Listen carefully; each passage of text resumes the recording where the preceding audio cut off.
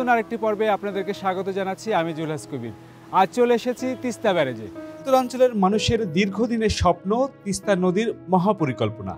এতদিন এই প্রকল্প বাস্তবায়ন নিয়ে নানা জটিলতা থাকলেও এবার বাংলাদেশ এক বড় সিদ্ধান্ত নিয়েছে। ভারতকে বাদ দিয়ে চীনের সহায়তায় বাস্তবায়ন হতে যাচ্ছে তিস্তা মহাপরিকল্পনা। কেন ভারতকে এই প্রকল্প থেকে বাদ দেওয়া হলো, চীনের সঙ্গে চুক্তির কি শর্ত, এতে বাংলাদেশ কিভাবে লাভবান হবে আর ভারতের প্রতিক্রিয়া কি, তো সেসব প্রশ্নের উত্তর খোঁজার চেষ্টা করেছি আজকের এই পর্বে। আশা রাখি ভালো লাগবে আপনাদের সবার। তো বন্ধুরা, দেখতে থাকুন তিস্তা নদীর এই নতুন পর্বটি।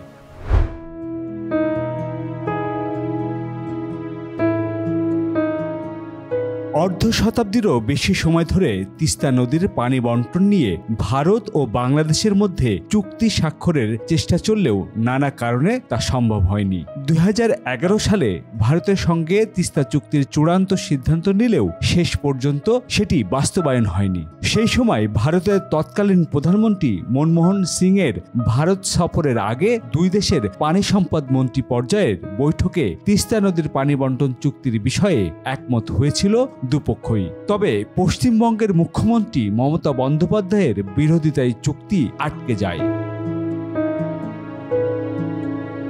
এই অবস্থায় বাংলাদেশ সরকার তিস্তা নদীর পানি বন্টন সমস্যার সমাধানে Teesta river comprehensive management and restoration project নামে একটি বৃহৎ প্রকল্প হাতে নিয়েছে, যেটি তিস্তা মহাপরিকল্পনা বলা হচ্ছে। এই মহাপরিকল্পনা বাস্তবায়িত হলে তিস্তা পার্কে পূর্ব চীনের সুকিয়ান সিটির মতো একটি আধুনিক ও সুন্দর নগরীতে পরিণত করা সম্ভব হবে।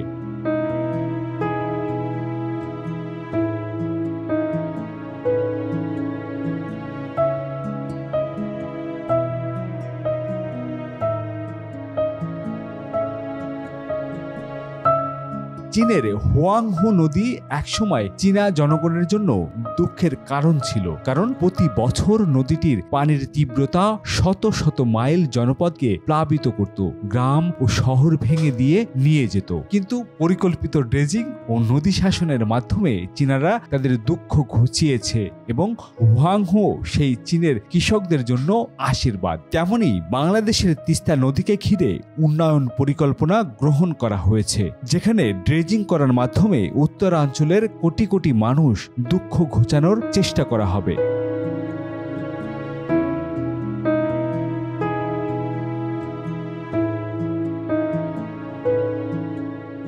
তিস্তা নদী প্রায় 240 বছরের পুরনো এবং এটি উত্তরাঞ্চলের 25টি নদীর প্রবাহের অংশ। তবে 2014 সাল থেকে ভারত একতরফা তিস্তার পানি প্রত্যাহার করে নেয়, যার ফলে শুষ্ক মৌসুমে নদীটি প্রায় শুকিয়ে যায়। তিস্তা নদী বাংলাদেশ ও ভারতের সীমান্তবর্তী একটি আন্তর্জাতিক নদী। ভারতের সিকিম থেকে উৎপন্ন হয়ে পশ্চিমবঙ্গ পাড়ি দিয়ে বাংলাদেশে প্রবাহিত হয়ে ব্রহ্মপুত্র নদের সঙ্গে মিলিত হয়েছে। তবে ভারতের উজানে বাঁধ, ব্যারেজ এবং জলবিদ্যুৎ প্রকল্পের কারণে বাংলাদেশের পানি প্রবাহ হ্রাস পেয়েছে, যার ফলে তিস্তার পানি সংকট দেখা দিয়েছে। বর্ষা আসার আগে এটাকে মনে হয় যে নদী না, আসলে মানুষ আমরা হাইটেই পার হইতে পারি, বিভিন্ন চরসারি পড়ে থাকে। আর যখন বর্ষা আসে এর এত তীব্র বেগ, এত পানির স্রোত, অনেক অসংখ্য দুই পারের লোকজন, এই কারণেই বলা হয় আমরা যেই পরিমাণে পদক্ষেপ নেই ওই পরিমাণে ফসল আমরা ঘরে উঠাইতে পারি না পারার কারণে আমাদের মঙ্গাটা চাপে। আর তিস্তা পারের কি কাহিনী বলবো, কাহিনী বলার মতো ভাষা খুঁজে পাওয়া যাবে। যদি 1 বছর আমরা ধান ঘরে উঠাইতে পারি, 3 বছর ওইটা মেকআপ টানে। এই যেমন এই যে আমি বললাম যে 16 সালের যে ক্ষতিগ্রস্তটা আমরা হয়েছি, এই 16 থেকে আজকে 20 সাল, এই কয়েক বছরে আমরা মেকআপই টানতে পারি নাই। আর এইবার যে জমির ক্ষতিটা হয়েছে এটা একদম অস্বাভাবিক ক্ষতি। তাইলে আমরা দেখেন কিভাবে আমরা এটা মুঙ্গা পারি দিব। একটা স্থায়ী তো না, আমরা হয়তো 1 বছর ধান পাইলাম, 3 বছরই পাই না, হয়তো 3 বছর পাইলাম, 5 বছরই পাই না, এরকম একটা বিষয়। আমরা এরকম একটা চাপের মধ্যে পড়ে আছি।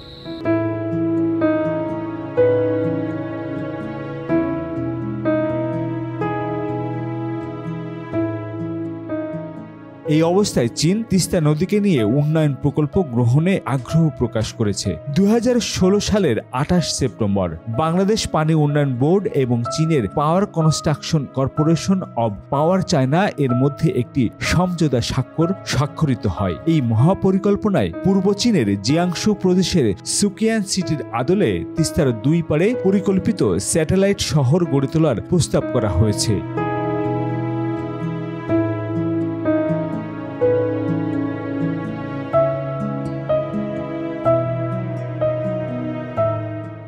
এই প্রকল্প বাস্তবায়িত হলে তিস্তা নদীর পানির গভীরতা প্রায় 10 মিটার বাড়ানো সম্ভব হবে, যা শুষ্ক মৌসুমে পানির সংকট কমিয়ে দেবে এবং বর্ষায় অতিরিক্ত পানির কারণে বন্যার প্রবাহিত হওয়ার ঝুঁকি কমবে। প্রকল্পে নদী খনন, তীর রক্ষা, চর খনন, কৃষি জমি উদ্ধার, নৌ চলাচলের জন্য পানি সংরক্ষণ এবং স্যাটেলাইট শহরের নির্মাণ সহ অন্যান্য উন্নয়ন পরিকল্পনা অন্তর্ভুক্ত রয়েছে। এতে প্রায় 7 থেকে 10 লাখ মানুষের কর্মসংস্থান হবে এবং প্রতি বছর 20,000 কোটি টাকার ফসল উৎপাদন সম্ভব হবে।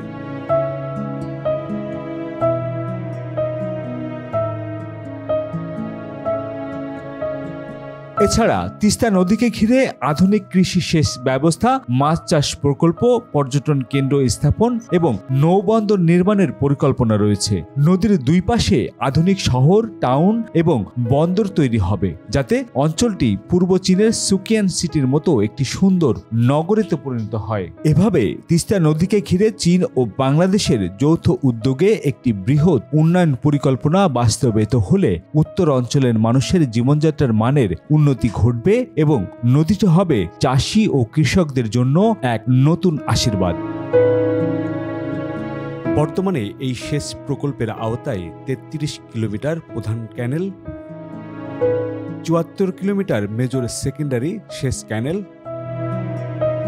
214 কিলোমিটার সেকেন্ডারি ক্যানেল ও 387 কিলোমিটার টারশিয়ারি ক্যানেলে 12 ঘন্টা অন্তর অন্তর প্রায় 5,000 কিউসেক পানি দ্বারা অন্তর রোটেশন পদ্ধতিতে সেচ পাচ্ছেন প্রায় লাখ লাখ কৃষক। আগে বগুড়া, রংপুর, সৈয়দপুর পর্যন্ত পানি দিচ্ছে, এখন এই পানিটা তিস্তা নদী এখন চর পড়ে যাইতেছে, পানি এরা দিতে পারতেছে না। পানি না থাকার কারণে তারা কৃষকরা এখন খেতে বোরিং করছে।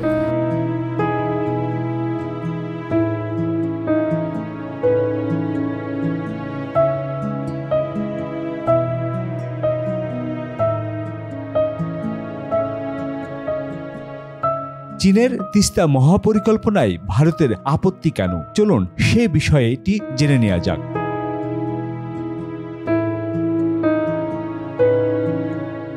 তিস্তা মহাপরিকল্পনায় চীনের আগ্রহ ও ভারতের আপত্তি একটি ভূ রাজনৈতিক জটিলতার সৃষ্টি করেছে। চীন তিস্তা নদীতে বাংলাদেশের অংশে একটি বহুমুখী ব্যারেজ নির্মাণের জন্য উদ্যোগী হলেও ভারতের আপত্তির কারণে এই প্রকল্প এগিয়ে যেতে পারছে না। 2018 সালের ডিসেম্বর মাসে ঢাকায় নিযুক্ত চীনের রাষ্ট্রদূত জানিয়েছিলেন, নির্বাচনের পর তিস্তা প্রকল্পের কাজ শুরু হবে, তবে এই প্রকল্পে ভারতের আপত্তির পর বাস্তবায়নকে বাধাগ্রস্ত করেছে।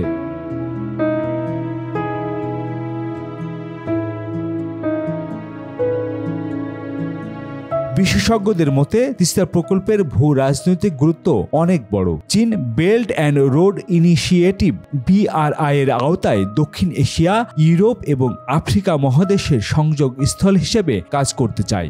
বাংলাদেশের মাধ্যমে ভারত, মিয়ানমার ও চীনকে যুক্ত করার জন্য তিস্তা নদীকে একটি গুরুত্বপূর্ণ কৌশল হিসেবে বিবেচনা করেছে চীন। তিস্তা প্রকল্পের মাধ্যমে চীন দক্ষিণ পশ্চিমাঞ্চলীয় ইউনান প্রদেশকে মিয়ানমার ও ভারতের পশ্চিমবঙ্গের সাথে যুক্ত করতে চায়।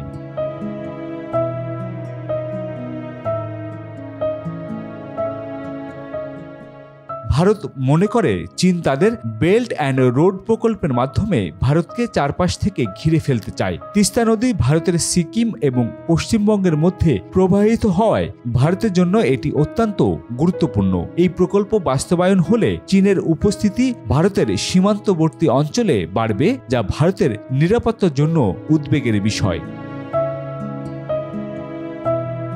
এছাড়া তিস্তা প্রকল্প বাস্তবায়ন হলে ভারতের উপর বাংলাদেশের নির্ভরশীলতা কমে যেতে পারে। বর্তমানে ভারত বাংলাদেশের সাথে অভিন্ন নদীগুলোর পানি বণ্টন নিয়ে একাধিক সমস্যায় জড়িত এবং তিস্তা নদীর পানি বণ্টন চুক্তি নিয়েও অগ্রগতি হয়নি।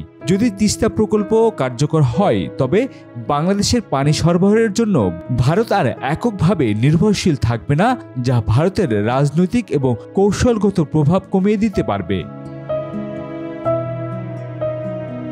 এছাড়া তিস্তা নদী প্রকল্পের মাধ্যমে নদী শাসন, শহর নির্মাণ এবং কৃষি উন্নতি ঘটানো হবে, যা বাংলাদেশের উত্তরাঞ্চলের 2 কোটি মানুষের জীবনযাত্রায় ব্যাপক পরিবর্তন আনবে। এতে চীনের প্রতি ইতিবাচক মনোভাব সৃষ্টি হতে পারে, যা ভারতের জন্য আরও একটি চ্যালেঞ্জ তৈরি করবে।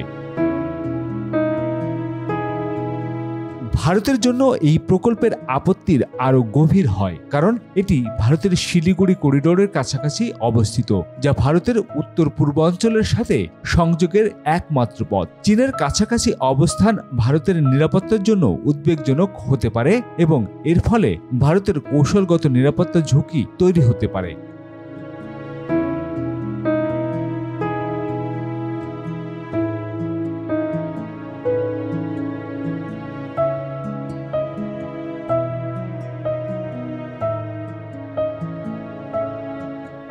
তিস্তা প্রকল্পটি চীনের ভূ রাজনৈতিক উদ্দেশ্য থেকে শুরু করে ভারতের কৌশলগত উদ্বেগ পর্যন্ত নানা কারণে গুরুত্বপূর্ণ হয়ে দাঁড়িয়েছে। ভারতের আপত্তির কারণে বাংলাদেশ চীন তিস্তা প্রকল্পের বাস্তবায়নে যে বাধা সৃষ্টি হয়েছে তা এখনো কাটানো সম্ভব হয়নি।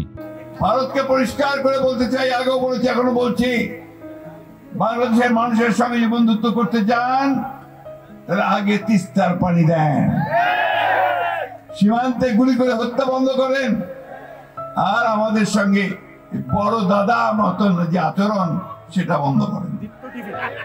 বর্তমান পরিস্থিতি তিস্তা নদী দিয়ে উত্তপ্ত হয়ে উঠেছে। বাংলাদেশের উত্তরাঞ্চলে তিস্তা নদীর পানির ন্যায্য হিস্সা আদায়ের দাবিতে বিএনপি এবং মিত্র সংগঠনগুলো 2 দিন ব্যাপী অবস্থান কর্মসূচি পালন করছে। এই কর্মসূচির 5টি জেলা লালমনিরহাট, কুড়িগ্রাম, নীলফামারী, রংপুর ও গাইবান্ধা জুড়ে 11টি পয়েন্টে অনুষ্ঠিত হচ্ছে। বিএনপির মহাসচিব মির্জা ফখরুল ইসলাম আলমগীর সহ দলের শীর্ষ নেতারা এই কর্মসূচিতে অংশ নিচ্ছেন। আগে তিস্তার পানি দেন, সীমান্তে গুলি করে হত্যা বন্ধ করেন। বিএনপির নেতারা ভারতের তিস্তার নদীর পানিতে চাপ দিচ্ছে, দাবি করছে যে ভারতের সাথে বন্ধুত্ব করার জন্য ভারতকে আগে বাংলাদেশের পাওনা বুঝিয়ে দিতে হবে। মির্জা ফখরুল বলেন, আমরা ভারতের সাথে বন্ধুত্ব চাই, তবে সেটা সম্মানের সাথে, আমাদের পাওনা বুঝিয়ে দেওয়ার মাধ্যমে। এই কর্মসূচি রাজনৈতিক আলোচনার মধ্যে একটি শক্তিশালী ইস্যু হয়ে দাঁড়িয়েছে। বিএনপির তিস্তা নদীর পানি সংকটের সমাধান চাচ্ছে এবং ভারতের উপর চাপ তৈরি করার চেষ্টা করছে। তবে কিছু রাজনৈতিক বিশ্লেষক মনে করছেন এই কর্মসূচি শুধু ভারতকে নয়, আগামী নির্বাচনের জন্য সরকারের উপর চাপ তৈরি করার একটি কৌশল।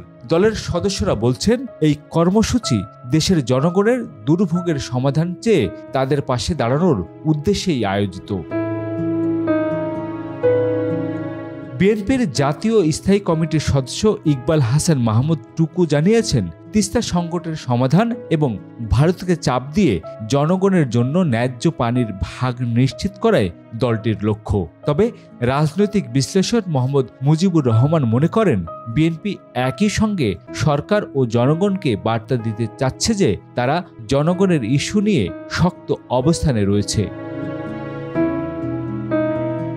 এদিকে তিস্তা চুক্তির পরিবর্তে বর্তমানে আলোচনা হচ্ছে বাংলাদেশ সরকারের তিস্তার মহাপরিকল্পনা প্রকল্প নিয়ে। এই প্রকল্পে নদী খনন, সেচ, নৌ চলাচল, পর্যটন, আবাসন এবং শিল্পায়নের বাস্তবায়ন তুলে ধরা হচ্ছে। চীনের সহায়তায় এটি বাস্তবায়ন করার পরিকল্পনা রয়েছে। তবে ভারত এখনো এই প্রকল্পের সাথে যুক্ত হওয়ায় বিশেষ সুনির্দিষ্ট প্রস্তাব দেয়নি। বিএনপি চায় চীনের সহায়তায় তিস্তা মহাপরিকল্পনা বাস্তবায়িত হোক, যা ভারতীয় অংশের জলধারায় নির্মাণ এবং নদী ব্যবস্থাপনার মাধ্যমে 2 দেশের অধিকার নিশ্চিত করতে সহায়ক হতে পারে। এই পরিস্থিতি বাংলাদেশ ভারত সম্পর্ক এবং দেশীয় রাজনৈতিক অবস্থানে আরও জটিলতা সৃষ্টি করেছে, বিশেষ করে নির্বাচনের আগেই এমন একটি ইস্যু সামনে আসায়।